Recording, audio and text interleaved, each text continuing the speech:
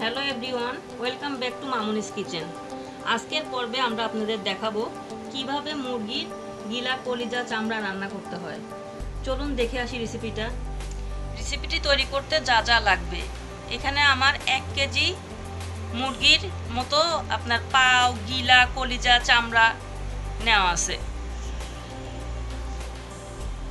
হলুদের গুঁড়া, মরিচের গুঁড়া, ধনিয়ার গুঁড়া, গোলমরিচের গুঁড়া, জিরার গুঁড়া, শাহি গরম মশলার গুঁড়া, গোটা জিরা, আদা রসুন বাটা, 1 কাপ পরিমাণ পেঁয়াজ, লবণ, গরম মশলা আর পরিমাণ মতো তেল।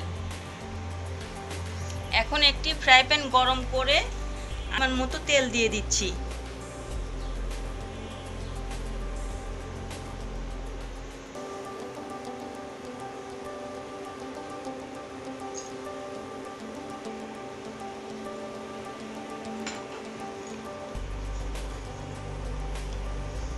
এক চামচ পরিমাণ জিরা ফোড়ন দিলাম।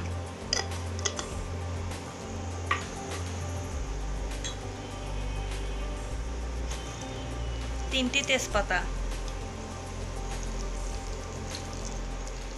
1 ইঞ্চি পরিমাণ 3টা দারচিনি, একটা কালো এলাচ ফাটায় দিবেন অবশ্যই।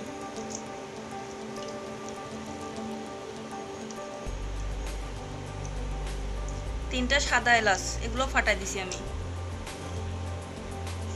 কয়েকটি দারচিনি। এখন এই মশলাগুলো গরম তেলে ভালোভাবে 2 মিনিট ফোড়ন তুলে নেবেন।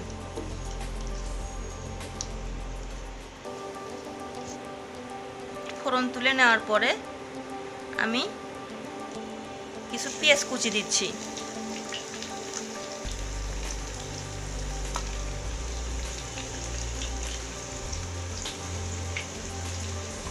এই পেঁয়াজগুলো আমি লাল ব্রেস্তার মতো করে নেব।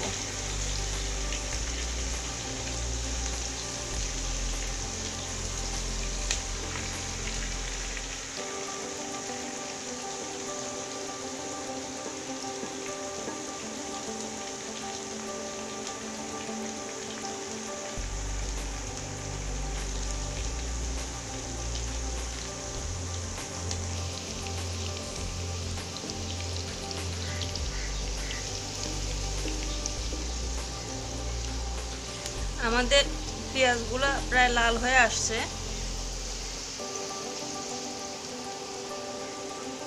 এখন আমি এর মধ্যে 2 চামচ পরিমাণ লবণ দিয়ে দিব।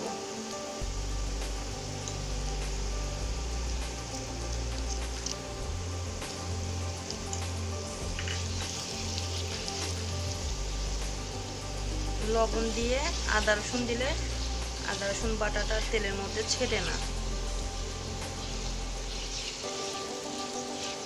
এখন এর মধ্যে আমি আদা রসুন বাটা দিব।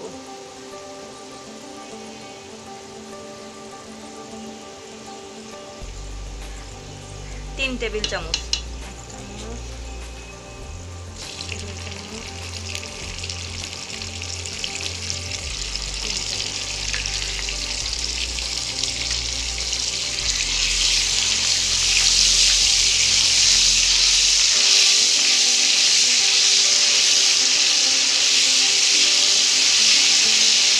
চা চামচ আমি আদা রসুন বাটা দিলাম, টেবিল চামচ না, 3 চা চামচ।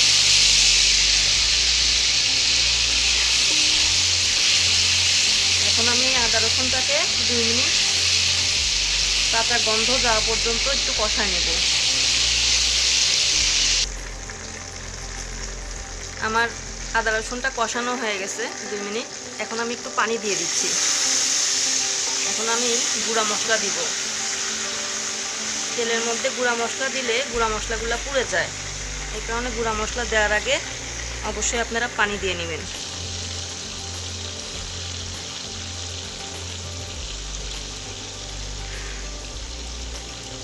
দুই চা চামচ হলুদের গুঁড়া,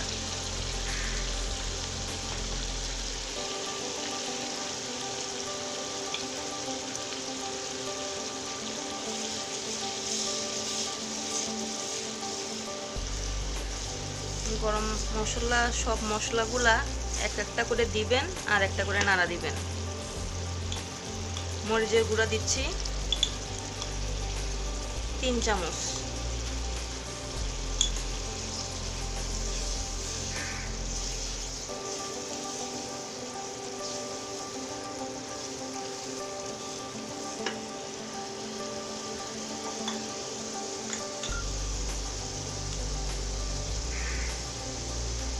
ধনিয়ার গুঁড়া দিচ্ছি 2 চামচ।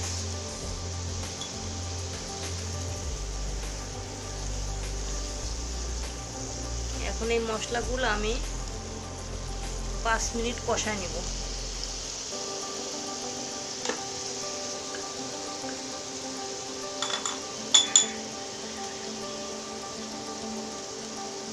শাহি গরম মশলার গুঁড়া দিচ্ছি 1 চা চামচ।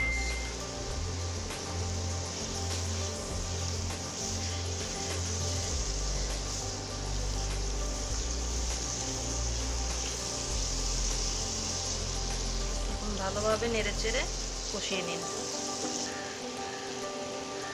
3 মিনিটের মতো কষানোর পর আমি এখানে 1 কাপ পেঁয়াজ কুচি দিয়ে দিচ্ছি,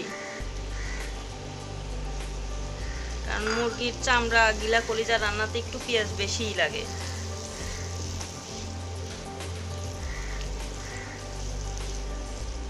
এখন আমি আরো 2-3 মিনিট কষায় নিব। আমার কষানো হয়ে গেছে। এখন আমি আগে থেকে ধুয়ে রাখা গিলা কলিজাগুলো দিয়ে দিচ্ছি। মুরগির গিলা কলিজা।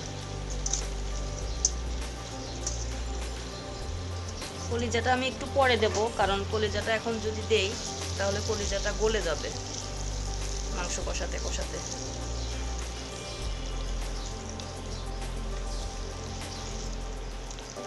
আমি আধা ঘন্টা যাবত কষাচ্ছি। এখন এই পর্যায়ে আমি 1.5 চামচ আমি জিরা আর রাঁধুনির গুঁড়া দিয়ে দিচ্ছি।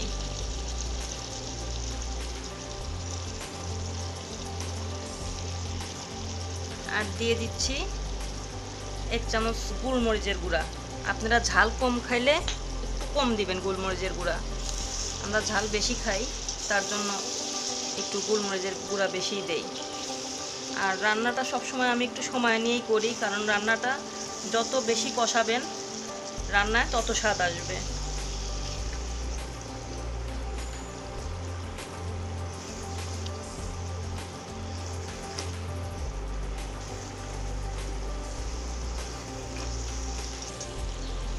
এই পর্যায়ে আমি কলিজাগুলো বিছাই দিচ্ছি, কারণ কলিজাগুলো আগে দিলে ভেঙে যাবে। এখন আমি নাড়াচাড়া করব না, 1 মিনিট, তারপরে উল্টায় দেব। তেলগুলো একবারে আলাদা হয়ে গেছে, আমার মাংসটা একবারে কষানো হয়ে গেছে। এই পর্যায়ে আমি একটু অল্প পানি দেব, কারণ আমি এটা ভুনা ভুনা করব।